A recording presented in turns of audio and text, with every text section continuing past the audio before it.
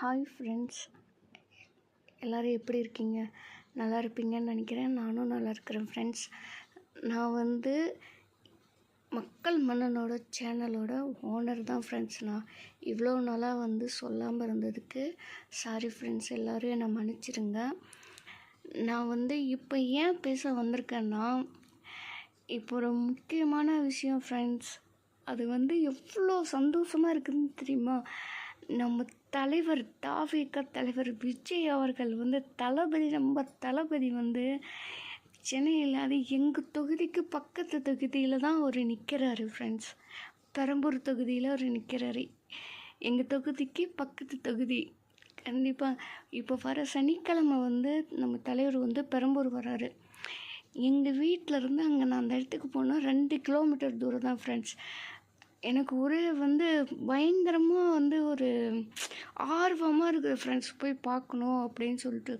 ஆனால் ஒரு சின்ன விஷயம், தலைவர் சொல்லியிருக்காரு, உடம்பு சரியில்லாத இருக்கிறவங்க, ஹேண்டிகேப்பாக இருக்கிறவங்க, ப்ரெக்னென்ட் லேடி, குழந்தைங்க, இவங்கெல்லாம் வரக்கூடாது, வீட்டிலேருந்தே டிவியில் பார்க்கணுன்னு சொல்லி ஆரம்பத்துலேருந்து நம்ம தலைவர் சொல்லிகிட்டே இருக்காங்க. இப்போ நான் ஏன் சொல்கிறேன்னா, எனக்கும் உடம்பு சரியில்லாமல் தான் இருந்தது. கொஞ்ச நாளைக்கு முன்னாடி ஒரு சின்ன பிரச்சனை, உடம்புல ஒரு சின்ன இஷ்யூ இருந்தது. அப்போ சரியாயிடுச்சு. ஆனால் இருந்தாலும் உடம்பு சரியில்லாமல் கொஞ்சம் இதுவாகிட்டு இருக்கிறதுனால போகக்கூடாது, தலைவர் சொன்னார் நம்ம போகக்கூடாதுன்னு, வீட்டில் இருந்தே டிவியில் பார்க்கலாம் அப்படின்னு தோணுது. ஆனால் இருந்தாலும் அங்கே போகணும் அப்படின்னு சொல்லி மனசு ரொம்ப ஏங்குது. எப்படியாவது ஒரு ஓரமாக நின்னாவது நம்ம தலைவரை பார்த்துட மாட்டோமா அப்படின்னு சொல்லி ஒரு ஏன்னா இங்கேருந்து பக்கத்தில் நம்ம எவ்வளோ தூரம் போனாலும் நம்ம கூட்டத்துக்குள்ளே போய் பார்க்க முடியல. இப்போ எங்கள் வீட்டில் இருந்து இப்போ 2 கிலோமீட்டர் தூரத்தில் தான் இங்கே வர போகிறாங்கன்னு சொல்லும்போது எப்படி ஃப்ரெண்ட்ஸ் போகாமல் இருக்க முடியும்? எனக்கு எப்படியாவது ஒரு ஓரமாக போய் நின்று அந்த பஸ்ஸு கிராஸ் ஆகிறது மட்டும் பார்த்துட்டுனா போதும்.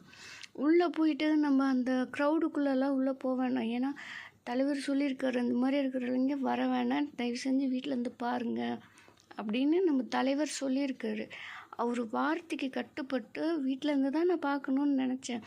ஆனால் எங்கேயாவது ஒரு ஓரமாக நின்று அந்த பஸ்ஸு கிராஸ் ஆகிறத மட்டும் பார்த்துட்டு வந்துட்டு வீட்டில் அப்புறம் அதுக்கப்புறமா வீட்டு டிவியில் வீட்டில் பார்த்துக்கலாம் அப்படின்னு சொல்லி தான் ஃப்ரெண்ட்ஸ்.